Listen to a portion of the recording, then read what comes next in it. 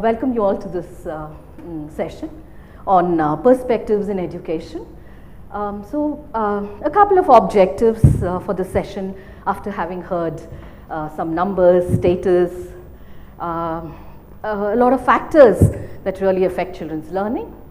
So the objective in this sense is to understand then what is education, how do we understand education, what are the capabilities that is required if you have to work in this field, and possibly some reflection on why at all these capabilities. Let me place for all of you, and there might be some quick jumps, but we can address that during the Q&A session. I'll place some points and then I'll elicit out from all you people what I'm trying to construct, and you will construct the meaning of education and what it means to be in this field. Yeah? So broadly speaking, because we keep hearing this word education, possibly there are many ways in which it can be seen. And I'm not here to really open up this entire debate about education, but for the purposes of today, yeah. So you can look at education, one as a concept. There's an idea of education. Why education at all? Fundamentally ask that question. What are the aims of education? Some of those ideas of what the concept of education itself is. You may then look at saying education is a practice.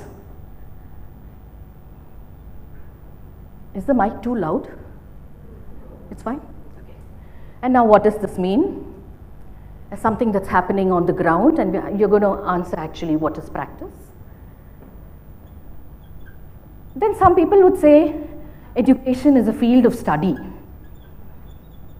And that's what most of us have been engaged for, and that's what we are inviting people to join us in this journey for. That education is a field of study. Like many of you are from sciences, social sciences, it's a field, it's an area in itself. And that's what your undergraduate programs or what your people are working in the field on. And you can have like these many, and of course there is no specific education as a social phenomenon. It's a human endeavor which has been there for many ages. Home is a space where education happens as much as your schooling. Of course, we're going to focus today ourselves on schooling as a space where some of these educational aims and objectives actually get articulated, implemented through curriculum, through the way teachers teach, through the multiple steps. So now I'm going to begin off somewhere, and I'll at the end, probably in the next 20 minutes, try putting all of this together as well. So I'm going to ask you a question, and I'm going to start here. And I will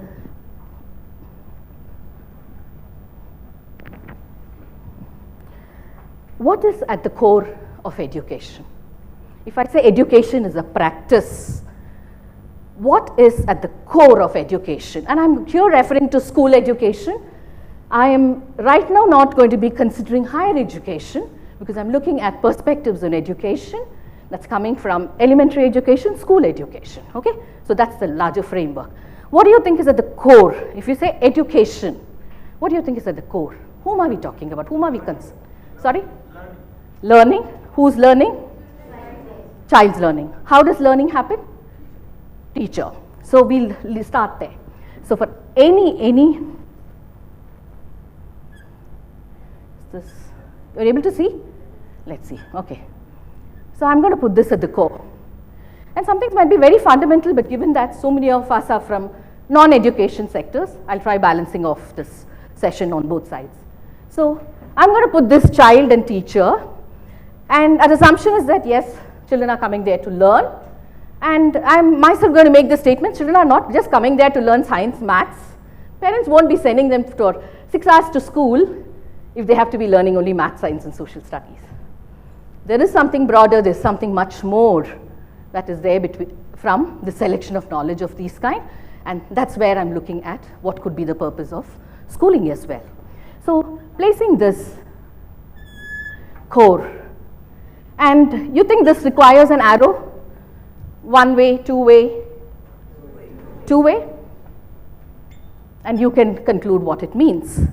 Now, if this is what we call the core of educational practice, and this is referred to as intentional teaching learning. It's intentional. Why? Why is the word intent used? Why do you think it may be used? Intentional. It has a purpose. The purpose could be aims of education, what the society wants. The purpose could be, why have you come to school? Why have parents sent them? Why have the other members of the society interested in investing in the school? So it's purposive, broad aims, there is a curriculum, there is a pedagogy. All of this is a very intentional exercise, and therefore this is referred to as this intentional teaching learning. Yeah. Now, who do you think comes?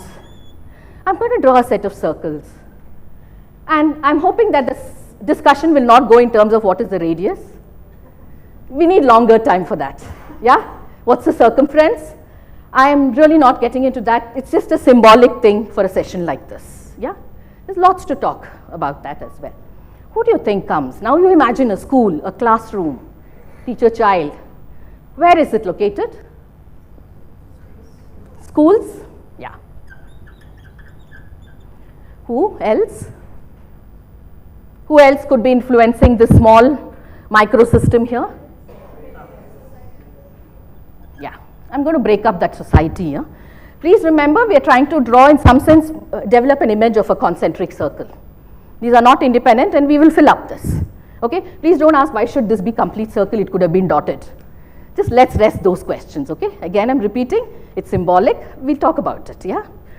I'll leave it here. We can keep adding. But for the purposes of our discussion, where do you think the school is located? Something more? What are the systems that might influence schools? Government, private, any of these schools? Okay. Regulatory mechanisms. Okay. What else? And regulatory mechanisms can come through acts, through bodies. Anybody in the education system who can talk immediately? What is the system which affects schools? Quick answer. Sorry? Okay, syllabus, boards. Okay, so you can have boards, examination boards, regulatory systems which come and say you have to do this and that, NCRT, who all of them, yes. And then for the government school system, the block education office, the BEO, yes, the cluster education offices, the educational administrative system which supports these. And where does education of teachers happen? The teacher education system. Schools can't exist without qualified teachers. Are you getting a sense? The immediate support system that could be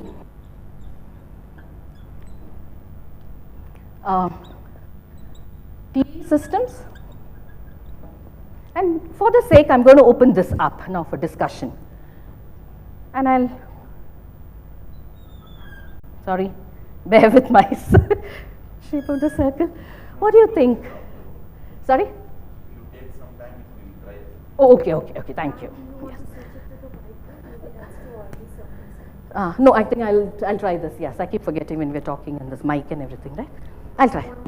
No, that's fine. I'll come back. I need this also. Okay. Yes. So, what else can come here? Yes, absolutely. Okay. Policies, acts. The National Education Policy comes out with some things, and then it gets implemented. The implementation mechanisms will cut across, and you're going to tell me how the arrows are going to look like. Yes, policies, acts, the Right to Education Act is going to cut across. Children are not directly involved in the act as such, but the act has implications that it comes in, impacts this directly or indirectly. Yes, absolutely.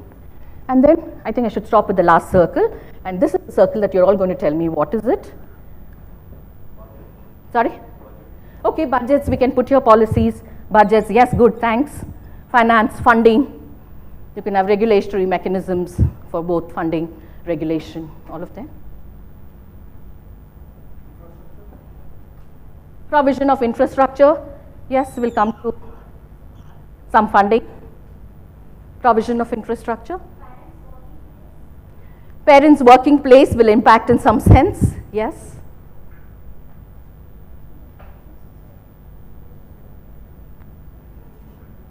Sorry? Nation building. So let's put nation building as probably the aims of education. There could be multiple. We could talk of citizenship building. We could talk of individual thinkers who are required. We could think of good citizenship.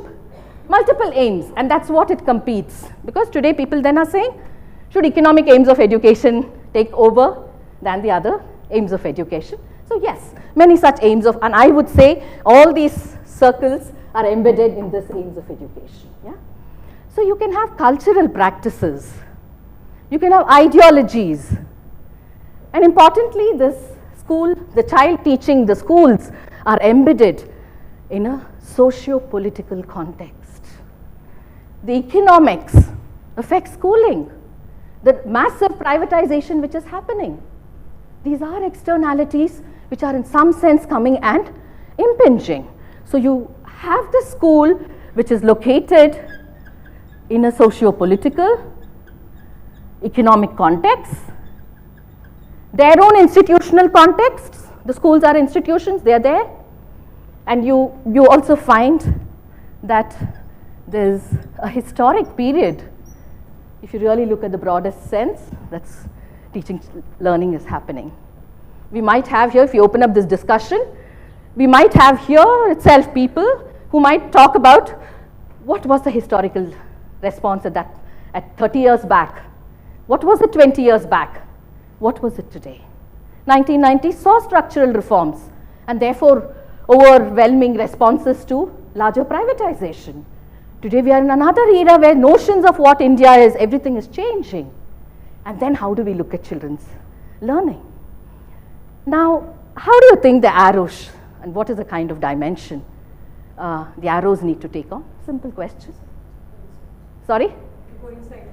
It should go, what do you think? Exactly. Yes. Most often our assumption is that's something, an external environment, which is of course there, that come and impact school. But actually, what happens in schools, what happens in these concentric circles? So these arrows cut across. Now then, what are we trying to say? What are we trying to say? That if we need people to work in the space of education, we need people who can understand the core of educational practice. And that is indeed this. But we have just now unraveled that this is not a unitary standing there, but it is a whole set of multiple interfaces happening. And if these multiple interfaces are the core to what is happening, then we need to develop our own vision as each practitioner who goes out there to work, to have our own vision of what is intentional teaching learning is. That does not mean everybody becomes a teacher. That's not what we are saying. In order to become this, in order to be concerned about what happens in the classrooms, we are saying it's not standing alone. It has this entire system, and we believe that if somebody is going out to work in the area of policy making, curriculum making, content development, program managers who are going to be concerned about coordinating teacher programs, any of these should actually know this, and an understanding about this entire range of what we refer to as the educational organization of activities. Arrangements, these are educational arrangements which are necessary for a classroom teaching.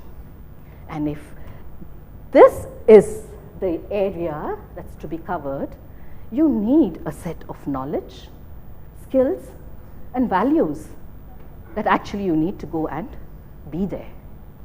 And that is what is expected. So we don't break up when we talk about knowledge, skills and values, knowledge is just not seen as the theory that is there. You need knowledge of understanding how do you work with my teachers, how do I work with the BEOs, how do I work with the CEOs, how do I go and work with the NGO people who are there, other organizations. So your knowledge in some sense is both educational theory and practice of education. You can't have one without the other. It's a conversation. There's no dichotomy here that educational theory is something you read in the classrooms and then you go out and see what practices. That doesn't work. So for anybody in this area, required to see an integration of the theory and practice and see how conversations happen between the theory and practice. And obviously, our focus somewhere along the way when we talk of practice is about this large public education system, which we know has innumerable challenges. And therefore, how do we get sensitive to the social backgrounds of children, social backgrounds of teachers, and how do we take forward this entire process of education? So any practitioner to be prepared indeed needs theoretical and practical knowledge, a set of skills that may emerge as a part of the knowledge, as a part of the practical knowledge, and I think a whole set of values. I think these days people are very scared to use words like values. Morality, nobody wants to hear. Religion, and everybody is so scared. How will an educational practitioner who's not examined one's own identity, one's own set of values, one's aspect of everyday being, go and work with children and teachers? And therefore, the range of knowledge and skills and values that a practitioner should have probably is of a different nature, and therefore does this have implications about how these educators, if I might call them, not necessarily that they should be teachers, what kind of a program that they need, what are the perspectives that are required. So by perspective, it is this development of this vision of intentional teaching learning that we are referring to. And it's not something you accept passively. I think it's important to ask questions. Why is something not working properly? People often think if you use the word critique, you're criticizing. Critique does not mean that. It means you're having an appreciative inquiry into something, as well as looking at what is not working, the negative aspects. And therefore, if you have to be in this field, in my own understanding, and I will end this in another 5 minutes, probably answering, do we need to prepare them differently? What are the kinds of pedagogic practices? So let me just summarize before I put down what we are doing. So what we were trying to understand is, what is this meaning of perspectives in education? And therefore, we went to seek an answer for it by saying that it is the core of educational practice. And by educational practice, we are referring to the intentional teaching learning that is happening at the core of what is happening inside the classrooms. And we defined it as this interaction between the child and the teacher, located in this larger frame of aims of education, as well as locating the entire set of concentric circles in the idea of the socio-political assumptions that impact, the economic context which impact, where the school, the child is located, which are of course influenced by the boards, the regulatory mechanisms, policies, acts, culture, ideology, what is happening in the entire society. And we saw these as bidirectional or cutting through, and that the school is not in a vacuum.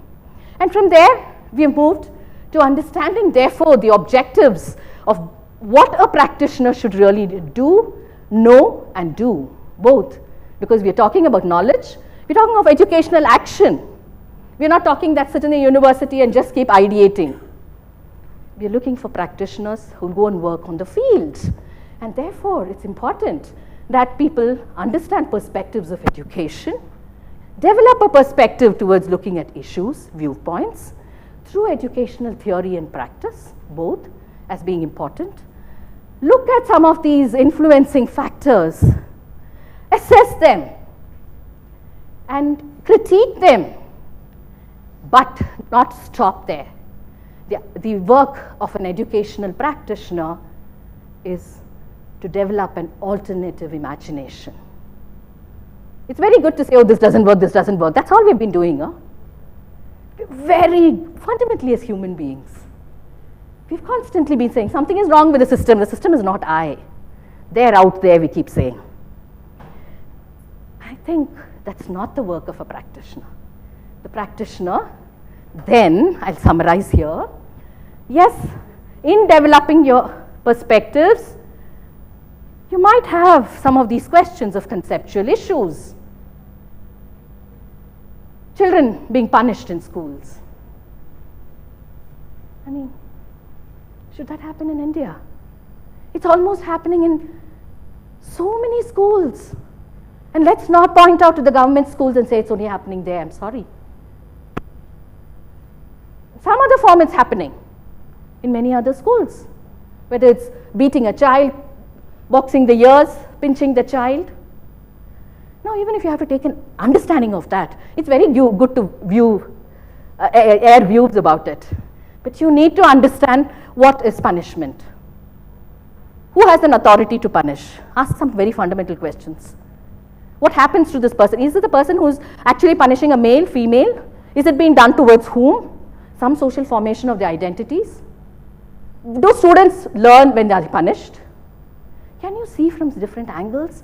Philosophy of education, psychology of education, sociology, assessments, learning, curriculum, all of these ideas, fundamentally, if you have to have a good understanding, look at its conceptual clarity.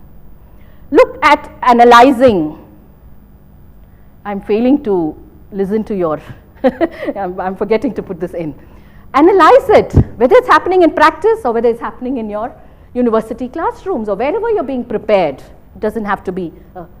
And getting that analysis and looking at an alternative imagination.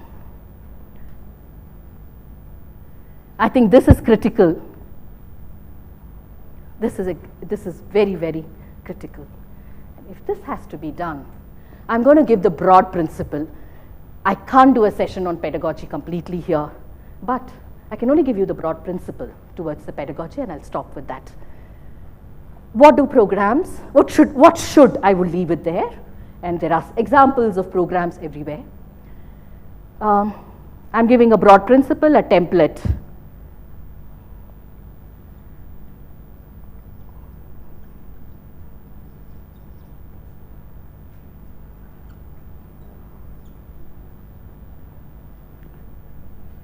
You need to read texts. You need to read articles. You need theoretical perspectives. You need to understand a range of issues through reading, writing. And that's what I'm referring to here as texts. You need to go in the field. Schools are out there. Teachers are out there. Go there and spend a great deal of time. And our curriculum should provide those opportunities. Who is there? You. You are there for the text, you are there for the field. But we also use a word which is a reflective practitioner. So which means it's concerned about your own awareness about issues first. And then I connect with other. The self is not without the other. So while you look, you need your curriculum and pedagogy should provide opportunities with this broadest principle, that it should connect yourself to what you're doing, when you're on the field, what are you looking at?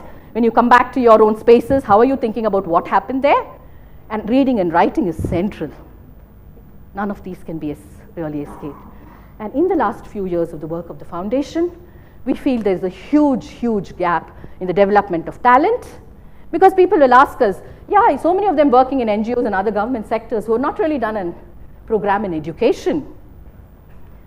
So we are arguing that an understanding about the field of education about this field of study which I had put up is central in some sense to actually develop practitioners on the field. I'll put a stop there.